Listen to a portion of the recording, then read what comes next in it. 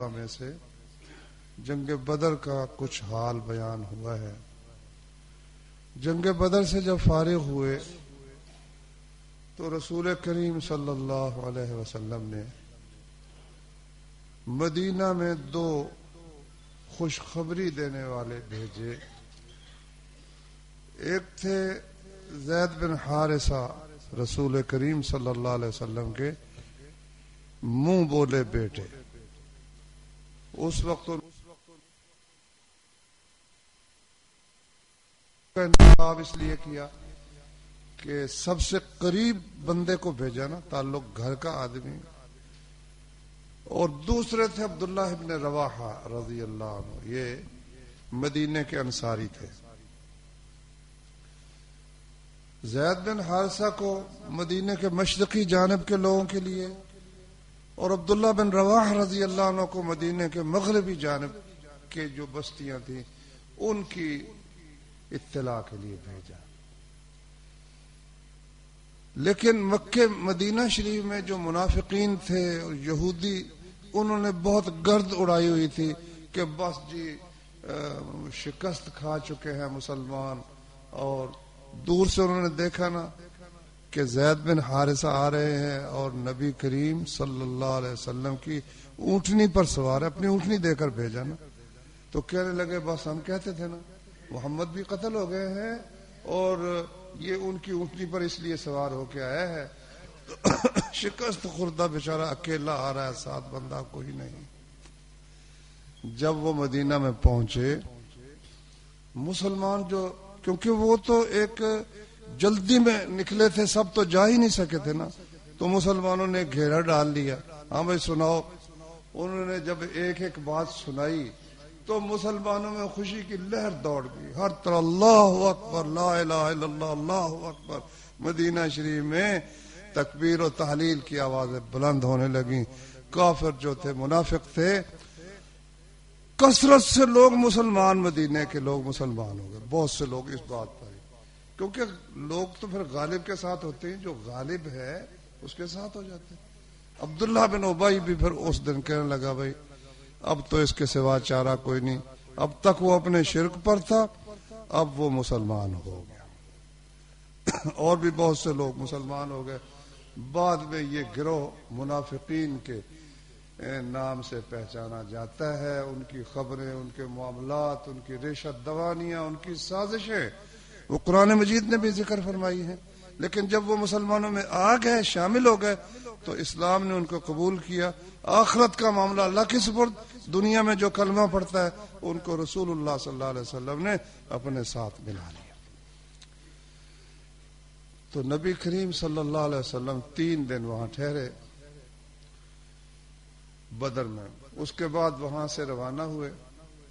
آپ کے ساتھ وہ قیدی بھی تھے، 70 قیدی تھے، اور مال غنیمت جس پر کہ مسلمانوں کی آپس میں کچھ چشمک ہو گئی تھی، اختلاف ہو گیا تھا، جیسا میں نے پچھلے میں تفصیل ذکر کی تھی۔ مال غنیمت بھی ایک جگہ اکٹھا، عبداللہ بن کعب رضی اللہ عنہ کو اس کا ذمہ دار بنایا، وہ بھی ساتھ لے کر مال غنیمت، کیونکہ وہ اونٹوں کی صورت میں تھا، جانور بھی تھے اور بھی مال غنیمت تھا، وہ ساتھ لے کر نبی کریم صلی اللہ علیہ وسلم وہاں سے روانہ ہوئے۔ تو راستے میں ایک مقام پر ٹھہرے تو وہاں اپنے مال غنیمت کا 5واں حصہ الگ کر کے باقی جتنے لوگ تھے سب میں تقسیم کر دیا۔ اور جن لوگوں کو آپ نے کسی کام پہ مقرر کر کے بھیجا تھا نا، ان کا حصہ بھی رسول اللہ صلی اللہ علیہ وسلم نے اس میں رکھا۔ روحا مقام پر جب پہنچے تو مدینے سے مسلمان یہ خبر سن کر نہ، بڑے بڑے جو وہاں کے سردار تھے وہ سب استقبال کے لیے بدر کی طرف چل پڑے کہ نبی کریم صلی اللہ علیہ وسلم کا راستے میں استقبال کریں گے۔ روحا مقام پر آپ پہنچے تھے کہ آگے سے وہ حضرات آ گئے استقبال کرنے والے، انہوں نے رسول اللہ صلی اللہ علیہ وسلم کو مبارکباد دی۔ ایک صحابی تھے انصاری، ان کا نام تھا سلمہ بن سلامہ رضی اللہ عنہ۔ وہ نوجوان تھا، کہتا ہے کیا مبارک دے رہے تم، کون سا ہم نے کارنامہ کیا؟ بوڑھے ہمارے سامنے ہیں، سروں سے گنجے تھے، بوڑھے تھے، ہم نے ان کو ذبح کر دیا۔ رسول اللہ صلی اللہ علیہ وسلم مسکرایا، کہتا بھتیجے وہ سردار تھے، بڑے بہادر اور بڑے دلیر اور قوت والے لوگ تھے، جو تو کہتا ہے وہ تو اللہ کی مدد سے ہوا جو ہوا، تم کہتے ہو تو وہ کیا تھے؟ یعنی تمہاری بہادری سے یہ کام نہیں، وہ تو اللہ کی مدد سے ہوا۔ تو خیر اسید ابن حضیر رضی اللہ عنہ بڑی شان والا صحابی ہے۔ یہ وہ شخص ہے، صحیح بخاری میں ہے کہ ایک دن نا وہ رات تہجد پڑھ رہے تھے، پاس بیٹا یحییٰ ان کا چھوٹا بچہ لیٹا ہوا تھا، تو قرآن پڑھتے پڑھتے وہ نا گھوڑا بے دکھنے لگا، وہ ٹھہر گئے، گھوڑا پھر سکون میں ہو گیا، پھر پڑھنے لگے، پھر 2-3 دفعہ ایسا ہوا تو انہوں نے جلدی جلدی نماز ختم کی، دیکھا ادھر دیکھا اوپر، نظر ڈالی تو اس طرح جس طرح بدلیاں ہیں اور ان میں روشنی ہے نا، اس قسم کی کوئی چیز نظر آئی، بخاری شریف میں حدیث ہے۔ صبح ہوئی، رسول کریم صلی اللہ علیہ وسلم سے ذکر کیا کہ یا رسول اللہ رات یہ معاملہ تھا، یہ کیا تھا؟ فرمایا اسید یبن الحزیر، اے حزیر کے بیٹے تو نے پڑھتے رہنا تھا، وہ تو فرشتے تیری آواز سن کر تیرے قریب آ گئے، تو پڑھتا رہتا نا تو لوگ دن کو ان کو دیکھتے کہ ان کے سامنے بھی وہ آ جاتے، تو اب یہ بدر میں شریک نہیں ہو سکے۔ کہتے یا رسول اللہ میرا تو خیال یہ تھا ہی نہیں، میں نے تو سمجھا بھی قافلہ لوٹنے کے لیے جا رہے ہیں اس لیے میں نہیں جا سکا، ورنہ میں ضرور شریک ہوتا۔ نبی کریم صلی اللہ علیہ وسلم ان کے لیے دعا کی، بھائی تم ٹھیک کہہ رہے ہو، صحیح کہہ رہے ہو، ان کے لیے برکت کی دعا فرمائی۔ اب جس دن نبی کریم صلی اللہ علیہ وسلم پہنچے، ایک دن بعد پھر وہ مال غنیمت بھی پہنچ گیا اور قیدی بھی پہنچ گئے۔ قیدیوں کو رسول اللہ صلی اللہ علیہ وسلم نے پہلے تو مشورہ کیا بھی کرنا کیا چاہیے۔ صحابہ کرام جمع تھے، ابو بکر صدیق رضی اللہ عنہ سے پوچھا، پہلے اللہ تعالیٰ نے قرآن مجید میں جنگ کا ایک ادب بیان کیا ہوا ہے، وہ ہے سورہ محمد صلی اللہ علیہ وسلم۔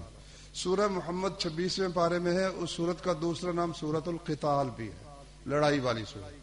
ایک نام اس کا سورہ محمد ہے کیونکہ اس میں نا نبی کریم صلی اللہ علیہ وسلم کا پہلی آیت میں ہی نام ہے نا، تو اس لیے اس کا نام سورہ محمد ہے۔ اس میں اللہ نے فرمایا فَإِذَا لَقِيتُمُ الَّذِينَ كَفَرُوا فَضَرْبَ الرِّقَابِ، جب کافروں سے ملو نا پھر ان کی کوئی کسی قسم کا دریغ نہیں کرنا، گردنیں ان کی اتارو۔ حَتَّى إِذَا أَثْخَنْتُمُوهُمْ، یہاں تک کہ جب خوب خوریزی کر لو نا، اچھی طرح سے ان کے گاٹے کاٹ ڈالو، فَشُدُّ الْوَثَاقِ، پھر ان کو گرفتار کرنا شروع کرو، پہلے نہیں۔ فَإِذَا أَثْخَنْتُمُوهُمْ فَشُدُّ الْوَثَاقِ، جب ان کی خوب خوریزی کر چکو پھر کیا کرو، شُدُّ الْوَثَاقِ، ان کو مضبوطی سے باندھ لو۔ فَإِمَّا مَنًّا بَعْدُ وَإِمَّا فِدَاءً، اب تمہیں اختیار ہے، اگر احسان کر کے مفت چھوڑنا چاہو چھوڑ سکتے ہو، فدیہ لینا چاہو فدیہ بھی لے سکتے ہو۔ حتیٰ تضع الحرب اوزارہا، جب تک کہ جنگ ختم نہ ہو جائے اس وقت تک تم نے یہی سلسلہ جاری رکھنا ہے۔ اب مسلمانوں نے ایک تو یہ ہوا جیسا کہ یہ بات پہلے گزری ہے، سعد بن معاذ رضی اللہ عنہ وہ اس چھپر کی پہرے داری پر تھے جو رسول اللہ صلی اللہ علیہ وسلم کے لیے بنایا گیا تھا نا، وہاں وہ پہرا دے رہے تھے۔ تو جب جنگ اپنے جوبن کو پہنچی اور کفار کے قدم اکھڑے، مسلمانوں نے ان کو پکڑ کر باندھنا شروع کر دیا۔ اب اس کا چہرہ جو ہے نا، سردار کا چہرہ، مدینے کے 2 بڑے سردار تھے، بنو اوس کے سردار تھے سعد بن معاذ، اور بنو خزرج کے سردار تھے سعد بن عبادہ رضی اللہ عنہ۔ سعد بن معاذ کا چہرہ سرخ ہو رہا ہے غصے سے۔ نبی کریم صلی اللہ علیہ وسلم نے بھائی غصہ کیوں تمہیں آ رہا کیا؟ کہتا ہے یا رسول اللہ پہلی جنگ تھی تو یہ بڑے بڑے کفر کے سردار تھے، مجھے یہ تکلیف ہو رہی ہے کہ ان کو یہ کیوں گرفتار کر کے گردنیں کیوں نہیں اتار۔ یہ تھا سعد بن معاذ رضی اللہ تعالیٰ عنہ کا تأثر۔ اللہ تبارک و تعالیٰ نے بعد میں جو سورہ انفال کی صورت میں تبصرہ نازل فرمایا اور جنگ کے متعلق ہدایات نازل فرمائی، ان میں بھی یہ بات ذکر ہوئی ہے. میں ابھی وہ آیت آپ کو شروع میں نے وہی آیات پڑھی ہے. تو خیر نبی کریم صلی اللہ علیہ وسلم نے مشورہ پوچھا. ابو بکر صدیق رضی اللہ عنہ نے مشورہ دیا کہ یا رسول اللہ اپنے ہی رشتہ دار ہیں، کوئی چچے کا بیٹا ہے، کوئی رشتہ دار ہے، کوئی بھائی ہے، میں تو یہ سمجھتا ہوں کہ ہم ان سے فدیہ لے لیتے ہیں. ایک تو ہماری مالی حالت مضبوط ہو جائے گی، قوت ہو جائے گی، اور ایک ہو سکتا ہے کہ اللہ تعالیٰ ان کو ہدایت دے دے، مسلمان بھی ہو جائے. یہ مشورہ دیا جناب ابو بکر صدیق رضی اللہ عنہ. فرمایا ما تقول یا ابن الخطاب، خطاب کے بیٹے آپ کیا کہتے ہیں؟ کہا یا رسول اللہ میری تو یہ رائے نہیں ہے، میری رائے یہ ہے کہ فلاں جو میرا رشتہ دار وہ میرے سپرد کرو، میں اسے قتل کرتا ہوں. عقیل جو کفار کی طرف سے آیا نا، قیدی ہو کر کافر ہے، یہ علی کا بھائی ہے، علی رضی اللہ، علی کو پکڑاؤ، علی اس کو ذبح کرے. اور حمزہ جو ہے نا فلانا اس کو پکڑاؤ، فلانے سے مراد عباس رضی اللہ عنہ، وہ کفار کی طرف سے آئے تھے نا، عباس کو حمزے کے حوالے کرو تاکہ ہم اپنے ہاتھوں سے انہیں ذبح کریں اور اللہ تعالیٰ جان لے کہ ہمارے دل میں کفر کے خلاف کتنی قوت ہے اور کفر کے ساتھ صلح کی کوئی بات ہمارے دل میں ہے ہی نہیں. یہ ہم اللہ کو دکھانا چاہتے ہیں، ثابت کرنا چاہتے ہیں. اچھا رسول کریم صلی اللہ علیہ وسلم نے ابو بکر کی بات جو تھی نا اس کو پسند فرما لیا. تب نرم تھے، عمر کی بات پر فیصلہ نہیں ہوا. تو فیصلہ ہو گیا بھی قیدیوں سے فدیہ لیا جائے گا. تو سیرت کی کتابوں میں ہے کہ دوسرے دن آئے نا عمر بن خطاب، تو ابو بکر بھی رو رہے تھے، رسول اللہ صلی اللہ علیہ وسلم بھی رو رہے تھے. کہا یا رسول اللہ کیا بات ہے رونے کی، کو مجھے بتائیں، اگر رونے کی میں بھی روں. فرمایا یہ آیات اتری ہیں، وہ ہے اللہ نے فرمایا ما کان لنبی ان یکون لہ اسرا حتی یثخن فی الارض. نبی کے لائق ہی نہیں تھا کہ جب تک خوب خون ریزی نہ کر لیتا اس وقت تک قیدی بناتا. نبی کے یہ لائق نہیں تھا. ایسا کیوں ہوا ہے؟ ما کان لنبی، نبی کے لائق نہیں ہے ان یکون لہ اسرا کہ اس کے وہ قیدی بنائے لوگوں کو، حتی یثخن فی الارض، یہاں تک کہ ان کو خوب ان کی خون ریزی کرے. تریدون عرض الدنیا، تم ان کو گرفتار کر کے فدیہ لے کر دنیا کا ساز و سامان چاہتے ہو. واللہ یرید الآخرہ، اللہ تو آخرت چاہتا ہے. واللہ عزیز الحکیم، اللہ عزیز و حکیم ہے. لولا کتاب من اللہ سبقا، اگر وہ بات نہ ہوتی جو پہلے ہم کہہ چکے ہیں، لمسکم فیما اخذتم عذاب عظیم، تو تم جو یہ فدیہ لے رہے ہو نا اس پر تمہیں عذاب عظیم نے پکڑ لینا تھا. وہ پہلی بات کیا تھی کہ اللہ نے خود ہی فرمایا تھا نا کہ گرفتاری کے بعد یا تو فدیہ لے لو یا احسان کر کے چھوڑ دو. فرمایا اگر یہ اجازت ہم نہ دے چکے ہوتے تو تم نے یہ کام جو کیا نا کہ خون ریزی کے بغیر ان کو گرفتار کیا ہے، اس پر تمہیں عذاب ہونا تھا. پھر تسلی کے لیے فرمایا فَكُلُوا مِمَّا غَنِمْتُمْ حَلَالًا طَيِّبًا، اب جو مال غنیمت تم نے حاصل کیا کھاؤ، تمہارے لیے حلال ہے، طیب ہے. وَاتَّقُوا اللَّهَ، اور اللہ سے ڈرتے رہو. ان اللہ غفور الرحیم، بے شک اللہ غفور بھی ہے رحیم بھی ہے. اچھا تو نبی کریم صلی اللہ علیہ وسلم کو اجازت ہو گئی. اب آپ نے ان کے لیے فدیہ مقرر کیا. الرحیق المختوم میں لکھا ہے کہ وہ فدیہ تھا، بعض کا 4000 مقرر کیا، بعض کا 3000، شاید ان کی مالی حالت کو دیکھ کر مقرر کیا ہوگا، بعض کا 1000، کیونکہ وہ اپنے ہی تو تھے، ان کی مالی حالت کو خوب جانتے تھے. مسلمان ان کے کوئی کسی کا بھائی تھا، کسی کا کوئی عزیز تھا، کسی کا 4000 درہم، کسی کا 3000 درہم، کسی کا 1000 درہم. اور جو نہ دے سکے، مدینے کے لوگ جو پڑھے لکھے نہیں تھے، مدینے میں زیادہ تر یہودی پڑھے لکھے تھے، یہودی لوگ پڑھے لکھے تھے، اور جو دوسرے تھے وہ لکھنا پڑھنا نہیں جانتے تھے. مکے کے لوگ پڑھنا لکھنا جانتے تھے زیادہ تر. عمر بن خطاب بھی وہ بچپن میں بھی انہوں نے پڑھنا لکھنا سیکھ لیا تھا. تو یہ فیصلہ ہوا کہ جو لوگ فدیہ نہ دے سکے وہ مدینے والوں، ایک آدمی ان میں سے مدینے والوں کے 10 بچوں کو لکھنے پڑھنے میں طاق کر دینا، ماہر کر دے تو اس کو آزاد کر دیا جائے گا۔ یہ فیصلہ رسول کریم صلی اللہ علیہ وسلم نے فرمایا۔ اس سے پڑھنے لکھنے کی اہمیت واضح ہوتی ہے۔ ایک تو نا قرآن مجید لکھنا پڑھنا، یہ تو اپنی جگہ ہے نا، دنیاوی ضرورت کے لیے بھی لکھنا پڑھنا ایک ضرورت ہے، مسلمانوں کو بھی اس کی ضرورت تھی، اور وہ کافروں سے پڑھوا لیا اپنے بچوں کو۔ کافروں سے نبی کریم صلی اللہ علیہ وسلم نے اپنے بچوں کو تعلیم دلوا لی، لیکن ایک فرق ہے، بہت بڑا فرق ہے۔ وہ فرق کیا ہے؟ وہ ہے ایک تعلیم دلوانا اپنے بچوں کو کفار کے حوالے کر کے، ایک ہے کفار سے تعلیم دلوانا کفار کو اپنے قابو پہ کر کے۔ بڑا فرق ہے میرے بھائی۔ یہ جو ایٹم بم بنا ہے امریکہ کا، یہ جرمنی اور ان علاقوں کے سائنسدانوں کو گرفتار کر کے وہ لے گئے، اور ان سے، یہ میں نے پڑھا ہے تاریخ میں، ان کو اپنی لیبارٹریوں میں ان سے کام لے کر امریکہ نے شروع میں جب ایٹم بم ایجاد کیا تو یہ سلسلہ تھا۔ ایک ہے، اب وہاں کے جو ہے نا، مجھے کئی بھائیوں نے بتایا ہے جو امریکہ میں رہتے ہیں، کئی برطانیہ میں، کہ اللہ تعالیٰ نے مسلمانوں کو جو دماغ دیا نا، کافر کو وہ دماغ نہیں دیا۔ حقیقت بھی ہے، کافر بدکار ہوتا ہے، کافر شراب پیتا ہے، مسلمان کو اللہ تعالیٰ نے بہت ساری نعمتیں عطا فرمائی۔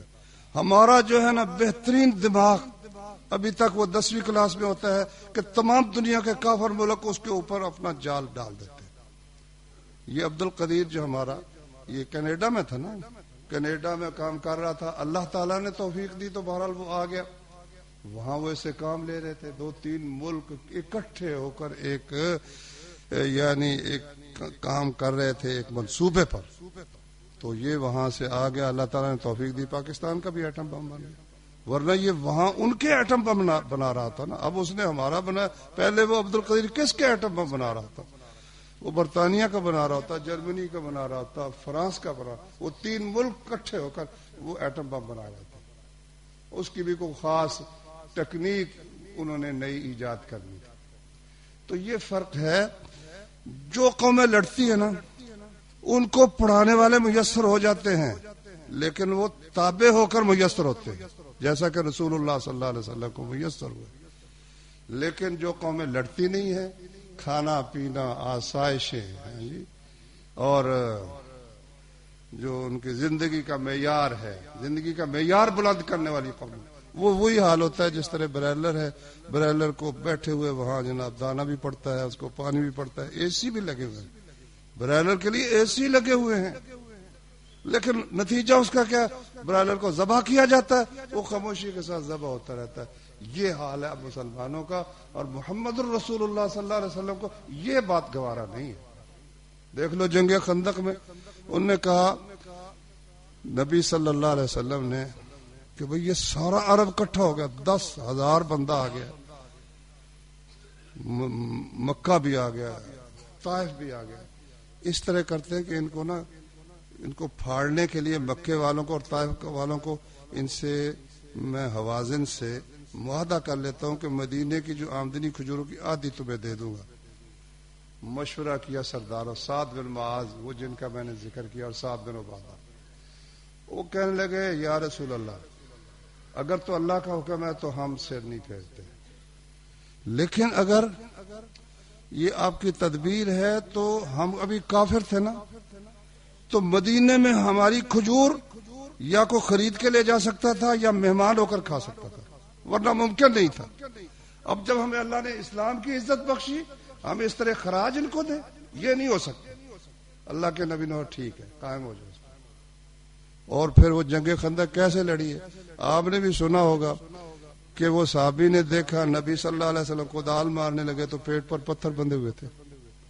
فتح کرنے کے لیے زندگی کا معیار بلند ہونا ضروری نہیں ہے، زندگی کا معیار بلند کرتے چلے جاؤ گے، نتیجہ پھر یہی ہے کہ کھانے پینے، جس طرح بیل کو کھڑے ہو کر پٹھے چاہیے، پھر اس کے بعد حال میں جس طرح مرضی اس کو جوتے رہو. یہ کوئی زندگی نہیں ہے، نہ آبرمندانہ یہ حیات ہے انسان کی. تو خیر، اب فدیے کے لیے رسول اللہ صلی اللہ علیہ وسلم نے قیدیوں کا بندوبست کرنا تھا. جیل تو تھی کوئی نہیں، تقسیم کر دیے نبی صلی اللہ علیہ وسلم نے. یہ قیدی 70 آدمی تھے، یہ فلاں گھر میں ہوگا، یہ فلاں میں ہوگا، فلاں میں ہوگا. 3 آدمیوں کو آپ نے احسان کر کے چھوڑ دیا. تو ان میں 2 آدمیوں کا مجھے نام یاد نہیں. ایک تھے ابو عزا، شاعر تھا بڑا. وہ منتیں کرنے لگا، کہتا ہے یا رسول اللہ، یا رسول اللہ پسند کافر تھا نا. کہتا ہے محمد میری بیٹیاں چھوٹی چھوٹی، تو مجھ پر رحم کر دے، مجھے چھوڑ دے. نبی کریم صلی اللہ علیہ وسلم کو ترس آ گیا، چھوڑ دیا اس کو. مگر یہ بیوقوف جب گیا نا، پہلے اس نے تعریف کی تھی رسول اللہ صلی اللہ علیہ وسلم کی. جب آپ نے اس پہ رحم کیا، کفار نے اس کو پھر جب بھرا نا، پھر وہ آپ کے خلاف اس نے شعر کہے. جنگ احد میں پھر گرفتار ہو کے آ گیا. اب پھر لگا منتیں کرنے. اللہ کے نبی نے فرمایا یہ نہیں ہو سکتا کہ تو اپنے رخساروں اور مونچھوں پر ہاتھ پھیر کر کہے کہ میں محمد کو 2 دفعہ دھوکہ دے کے آیا. گردن اتار دو اس ظالم. جنگ احد میں گردن اتروا دی اس خبیث کی. تو 3 آدمیوں کو ویسے چھوڑ دیا. ایک بات کہی، مطعم بن عدی کافر تھا، اس کے بیٹے جبیر کی دل جوئی کے لیے. مطعم بن عدی وہ شخص تھا، اس سے پہلے ہجرت اس کے واقعات میں گزر چکا ہے. جنگ جب طائف میں نبی صلی اللہ علیہ وسلم گئے تھے نا دعوت کے لیے، تو جب واپس آئے تھے تو آپ کے ساتھ زید بن حارثہ تھے رضی اللہ عنہ. تو مکے میں خطرہ ہی خطرہ تھا، ہر بندہ آپ کے خلاف. تو زید کہنے لگے کہ یا رسول اللہ مکے میں ہم کیسے جائیں گے؟ کہ اللہ تعالیٰ کوئی سبب بنائے گا. پہلے آپ نے ایک کافر، اس کا نام مجھے اچھی طرح یاد نہیں، اس کو پیغام بھیجا.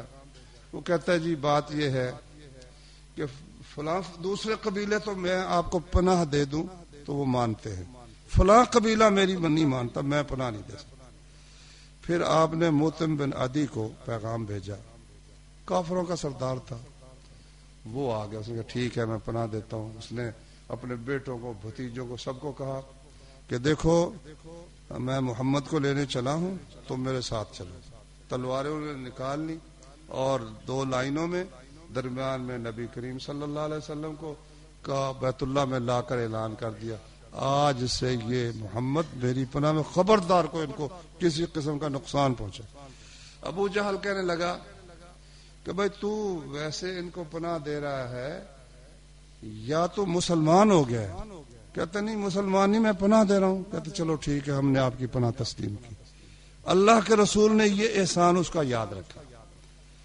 اس موقع پر آپ نے فرمایا، یہ بخاری شریف میں ہے، اس کا بیٹا تھا جبیر، وہ مسلمان ہو گیا. فرمایا آج اگر مطعم زندہ ہوتا اور ان ہؤلاء النتن، ان گندے لوگوں کے متعلق مجھے کہہ دیتا، اس کی خاطر میں نے ویسے ہی ان کو چھوڑ دینا تھا. اس کا مطلب کیا نکلا کہ امیر اگر چھوڑنا چاہے احسان کر کے قیدیوں کو چھوڑ سکتا ہے، فدیہ لینا چاہے فدیہ لے سکتا ہے، اور اگر قتل کرنا چاہے قتل بھی کر سکتا ہے. پچھلے جمعے میں نے ذکر کیا تھا کہ راستے میں رسول اللہ صلی اللہ علیہ وسلم نے 2 جو بڑے خبیث قسم کے کافر تھے نا، ایک نضر بن حارث تھا اور دوسرا کون تھا بڑا؟ عقبہ بن نبی معیط، جس نے گلے میں چادر ڈالی تھی اور اوجری لا کے ڈالی تھی، راستے میں ان کو قتل کروا دیا. قتل بھی کر سکتا ہے. اب نبی کریم صلی اللہ علیہ وسلم نے قیدی تقسیم کر دیے تو ان کو ساتھ تاکید فرمائی کہ بھی قیدیوں کے ساتھ اچھا سلوک کرنا ہے تم نے. تو حدیث کی کتابوں میں ہے، تاریخ میں، کہ مسلمان خود کھجور کھا کر گزارا کرتے، جن کے گھروں میں وہ قیدی تھے ان کو روٹی لا کے دیتے تھے کہ یہ ہمارے قیدی ہیں اور یہ بے اختیار بے بس ہیں. اب ٹھیک ہے قیدی تو ہے، لیکن ان سے انسانیت کے خلاف سلوک کرنا یہ مسلمان کا شیوا نہیں. ایک قیدی تھے، ان کا نام تھا سہیل بن عمر. اب ہم ان کو رضی اللہ عنہ کہتے ہیں، صحابی بن گئے بعد میں. بڑا بلا کا خطیب تھا نا، بڑا خطیب تھا، زبردست قسم کا. عمر رضی اللہ عنہ امیر المومنین کہنے لگے یا رسول اللہ یہ بڑا بکواس کرتا ہے. یہ تشریح تھوڑی سی میری اللہ معاف کرے. مطلب یہ خطیب ہے بڑا، اس کے سامنے کے دانت اکھڑوا دیں تاکہ یہ آپ کے خلاف تقریر اتنی نہ کر سکے. اب وہ دشمن بھی ہے، کافر بھی ہے، مگر رسول اللہ صلی اللہ علیہ وسلم نے فرمایا کہ میں اگر اس کا مسئلہ کروں گا تو اللہ میرا مسئلہ کرے گا. میں تو ایسا قیدی کو مسئلہ ہوتا نا، اعضاء کاٹنا، ناک کاٹ دینا، ہاتھ کاٹ دینا. واللہ یہ امریکہ اور برطانیہ یہ کافر بڑے تہذیب کے علمبردار بنتے ہیں. جو قیدی ہوئے نا افغانستان میں، ان کو ان کے اعضاء مخصوصہ ان کے کاٹے ان کتوں نے، اعضاء مخصوصہ کاٹ دی ان کے. محمد صلی اللہ علیہ وسلم دانت تک نہیں کاٹا، ان کا دانت تک نہیں اکھاڑا. اور انہوں نے ان کو مردانہ، کراچی میں ہمارا ہسپتال ہے جامعہ دراسات کے ساتھ، بہت بڑا ہسپتال ہے، اس میں افغانستان کے جو اس طرح زخمی ہیں، قیدی ہیں، وہ آتے ہیں، ان کا علاج ہوتا ہے. تو وہاں کا جو نگران ہے اس نے مجھے بتایا کہ بے شمار لوگ آتے ہیں، ان کو مردانہ صفات سے محروم اور جیل میں ڈالا ہوا ہے، اور وہاں کیڑے پڑ جاتے ہیں، ساری رات چیختے رہتے ہیں. کہتے ہیں ہم ان کی کوشش تو کرتے ہیں مگر بہت کم ان میں سے بچتے ہیں، بہت کم ان میں سے بچتے ہیں. اور گوانٹانامو بے میں ساری زندگی ان کی آپس میں کفار کی صرف دنیا پر ہے. آج اخبار میں نے ایک عجیب خبر پڑھی کہ کینیڈا کا ایک بینڈ ہے. یہ بینڈ آپ نے دیکھے ہوں گے، یہ شیطانی لشکر کبھی کبھی رکشوں پر بیٹھے ہوتے ہیں، کبھی ٹانگوں پر ٹانگوں کے اوپر جا رہے ہوتے ہیں نا، اور پکڑی ہوتی ہے انہوں نے، ڈھول پکڑا ہے کسی نے، بین پکڑی ہوئی ہے. تو بینڈ ہے. ادھر بینڈ کی ایک خبر انڈیا کی بھی آئی تھی، انہوں نے کہا یہ پاکستان والے ہمارا بینڈ بجاتے ہیں. ان کو تکلیف ہے پاکستان والے ہمارا بینڈ بجاتے ہیں. بیوقوف پاکستانی، بینڈ بجانا تمہارا کام ہی نہیں، تم کافروں کی. وہ کہتے ہیں جی ہماری دھنیں یہ اختیار کرتے ہیں. اس پر انڈیا احتجاج کر. اور آج جو خبر آئی کہ کینیڈا میں ایک اسی طرح ایک گروپ ہے، انہوں نے کہا کہ ہمارا جو بینڈ ہے اور ہماری جو کیسٹیں ہیں، گوانٹانامو بے کے قیدیوں کو ایذا دینے کے لیے وہ دھنیں امریکہ استعمال کرتا رہا ہے. وہ ہوگی نا، شور اس میں بہت ہوگا نا، اور اس کے سر دھما چوکڑی. تو کہتے ہیں، اس نے کہا کینیڈا والے نے، وہ جو بینڈ والے ہیں، انہوں نے کہا امریکہ چاہیے ہمیں اس کا معاوضہ دے. وہ معاوضہ مانگ رہے ہیں اس کا. اللہ اکبر. آپس میں کفار کا یہ حال ہے ایک دوسرے سے. مسلمانوں کے ساتھ ننگا کرنا تو بالکل ہی معمولی بات ہے نا. یہ ہمارا افتخار بھائی ہیں، یہاں کالونی کے ہیں، انڈیا میں گرفتار ہو گیا بیچارہ. کہتے جہاں گئے سب سے پہلا کام کرتے تھے، وہ کہتے کپڑے ہمارے اتار دیتے، کپڑے اتار دیتے، ناخن کھینچتے تھے، بجلی کے جھٹکے دیتے. لیکن محمد الرسول اللہ صلی اللہ علیہ وسلم نے فرمایا بھائی نہیں، میں یہ دانت اکھاڑوں گا تو اللہ تعالیٰ میرے دانت اکھاڑ دے گا، میں ایسا کیوں کروں. اور پھر ساتھ ایک پیش گوئی فرمائی، عمر تجھے کیا پتا ہے کہ کسی ایسے مقام پر تم اس کو دیکھو گے کہ تم پھر خوش ہوگے کہ واقعی یہ بڑا کام اس نے سر انجام دیا. وہ یہ تھا کہ جس دن رسول کریم صلی اللہ علیہ وسلم فوت ہوئے، مدینہ میں فوت ہوئے تھے، تو عرب کے اکثر علاقوں کے لوگ، بہت سے علاقوں کے مرتد ہو گئے کہ محمد گئے تو قصہ ختم ہو گیا صلی اللہ علیہ وسلم. مکے والوں میں بھی یہ بیماری آ گئی نا. وہاں پھر حرم میں کھڑا ہو کر سہیل بن عمر نے تقریر کی. اس نے ایسی زبردست تقریر کی کہ فتنہ ہی ختم ہو گیا. مکے میں کوئی مخالفت نہیں ہوئی ابو بکر صدیق رضی اللہ تعالیٰ عنہ. تو خیر، نبی کریم صلی اللہ علیہ وسلم نے قیدی تقسیم کر دیے اور ان کو یہ تاکید فرمائی. اور قرآن مجید میں بھی آیات موجود ہیں کہ ان الابرار یشربون من کاس کان مزاجها کافورا. اللہ کے نیک بندے ایسا قیامت کے دن جام پیئیں گے جس میں کافور کی آمیزش ہوگی. عینا یشرب بها عباد اللہ یفجرونها تفجیرا یوفون بالنذر. وہ اللہ کے نیک بندے نظر پوری کرتے ہیں. وَيَخَافُونَ يَوْمًا كَانَ شَرُّهُ مُسْتَطِيرًا. اس دن سے ڈرتے ہیں جس دن کا شر بہت پھیلنے والا ہے. وَيُطْعِمُونَ الطَّعَامَ عَلَى حُبِّهِ مِسْكِينًا وَيَتِيمًا وَأَسِيرًا، اور کھانے کی محبت کے باوجود خود بھی ضرورت ہے، اس کے باوجود وہ کھانا کھلاتے ہیں مسکین کو اور یتیم کو اور قیدی کو، اور کہتے ہیں انما نطعمکم لوجہ اللہ، ہم تمہیں اللہ کی خاطر کھلا رہے ہیں، لا نرید منکم جزاء ولا شکورا، نہ ہمیں تم سے کسی جزا کی خواہش ہے اور نہ شکریت تک کی خواہش نہیں ہے، صرف رب تعالیٰ کو خوش کرنے کے لیے ہم یہ کام کر رہے ہیں۔ یہ ہے بھائیو اسلام کی تعلیم۔ صحیح بخاری میں ہے کہ رسول کریم صلی اللہ علیہ وسلم نے فرمایا ایک عورت ایک بلی کی وجہ سے جہنم میں چلی گئی کہ اس نے بلی کو باندھ دیا، نہ اس کو کھانے کے لیے دیا خود، نہ اس کو چھوڑا کہ کہیں جا کے کھا سکے زمین کے کیڑے مکوڑے، تو اسی طرح وہ مر گئی۔ فرمایا نبی کریم صلی اللہ علیہ وسلم نے کہ معراج کے موقع پر میں نے دیکھا کہ وہ عورت جہنم میں ہے اور وہ بلی اس کو نوچ نوچ کرنا زخمی کر رہی، اور دوسری طرف یعنی وہ ایک جانور ہے۔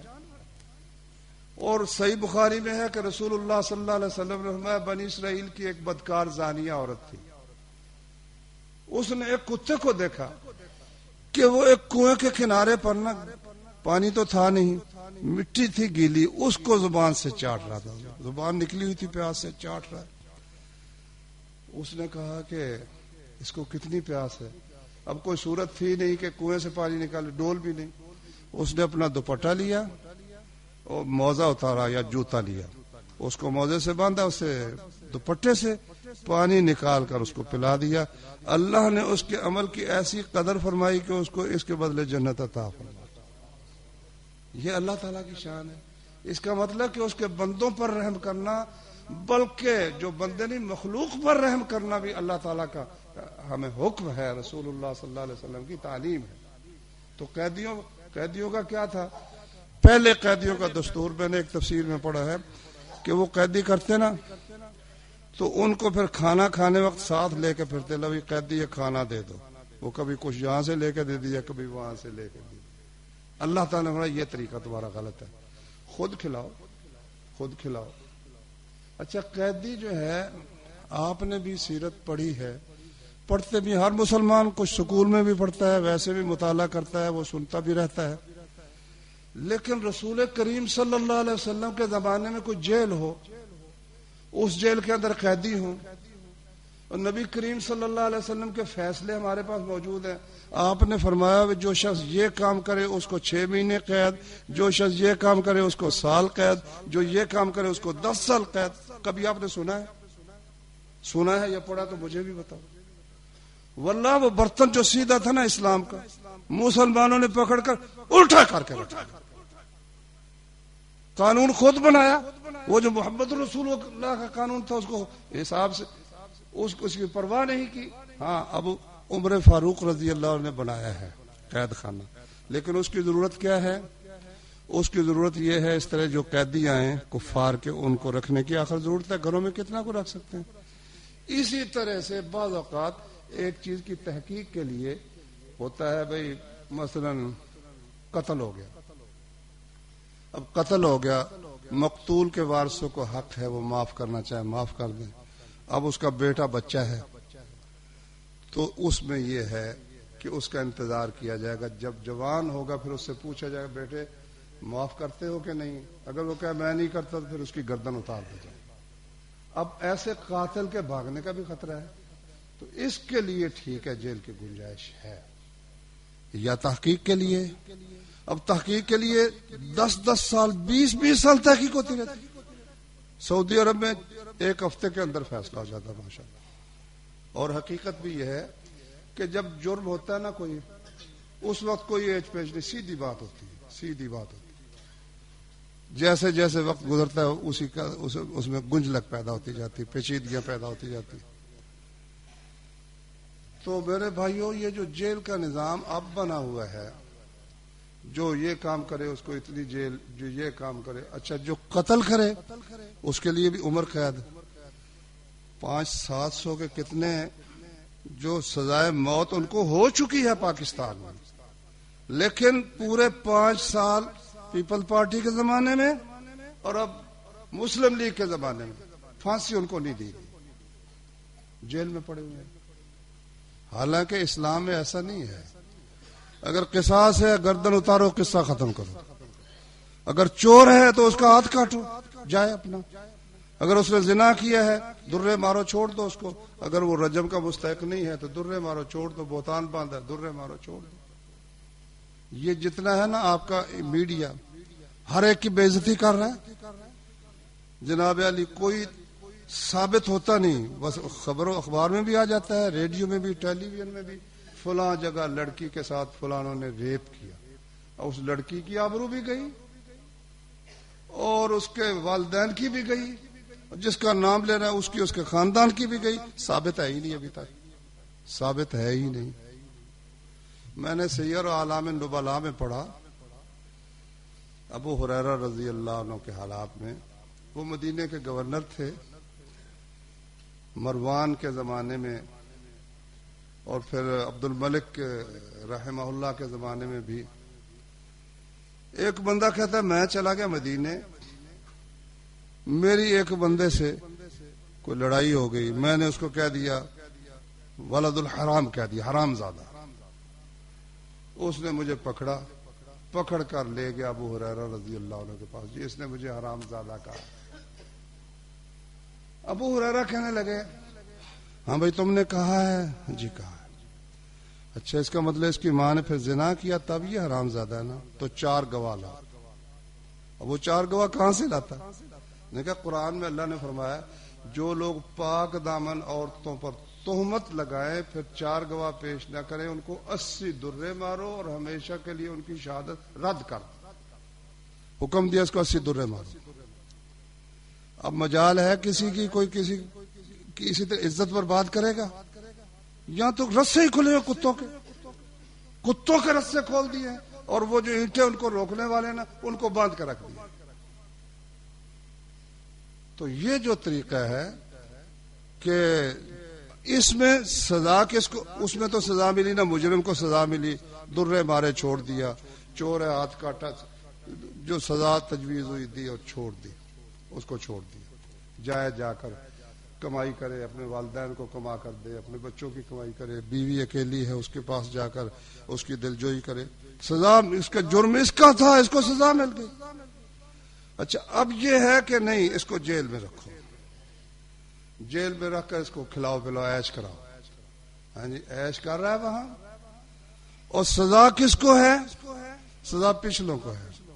ماں باپ بوڑھے ہیں کمائی کر کے دینے والا جیل میں بند ہے، بیوی ہے اس کو انسانی ضروریات ہے، خاوند وہ وہاں بیٹھا ہوا، بچے ہیں وہ آوارہ ہو رہے ہیں، کما کر دینے والا کوئی نہیں، اور ظالموں سزا تم کس کو دے رہے ہو؟ جن کا جرم بھی کوئی نہیں ان کو سزا دے رہے ہو، جس کا جرم ہے اس کو بٹھایا وہاں بٹھایا، کھانا اس کو مفت مل رہا ہے، یہاں تو اس نے کما کے کھانا تھا نا، وہاں کھانا اس کو مفت مل رہا ہے، اور جو جرم میں شریک ہی نہیں ہے، جن کا قصور کوئی نہیں، ان کو سزا مل رہی ہے۔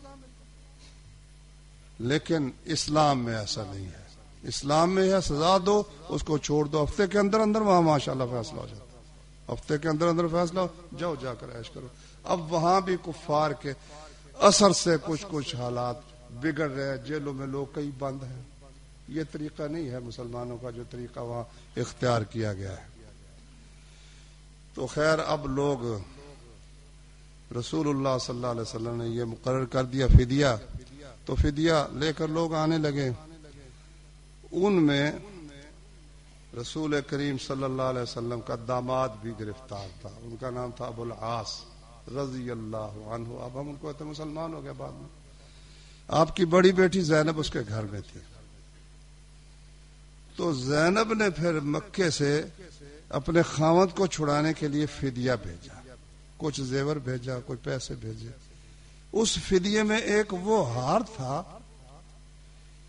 جو حضرت خدیجہ نے اپنی بیٹی کو رخصت کرتے وقت دیا تھا۔ اچھا نبی صلی اللہ علیہ وسلم نے وہ ہار دیکھا تو بڑی رقت طاری ہو گئی، خدیجہ یاد آ گیا۔ اچھا آپ مسلمانوں سے کہا بھائیو اگر تم اجازت دو تو زینب نے بھیجا اپنے خاوند کو چھڑانے کے لیے، ہم یہ ہار واپس کر دیں اور اس کے قیدی کو رہا کر دیں؟ اجازت مانگی اللہ کے رسول نے. انہوں نے کہا جی یا رسول اللہ آپ بے شک رہا کر دیں. لو آپ نے پھر یہ شرط کی ابو العاص سے، اپنے داماد سے، ہم تمہیں رہا تو کرتے ہیں لیکن شرط یہ ہے کہ جا کر نا زینب کو بھیج دینا. اس نے کہا ٹھیک ہے.